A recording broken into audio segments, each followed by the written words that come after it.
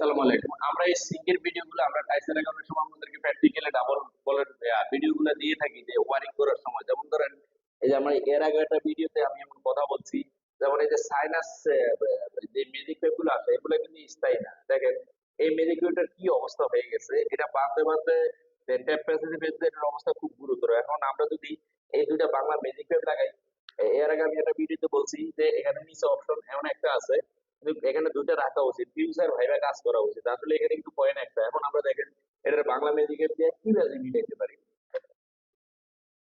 আমরা কিন্তু এখন এই জিনিসটা টোটালে খুলবো।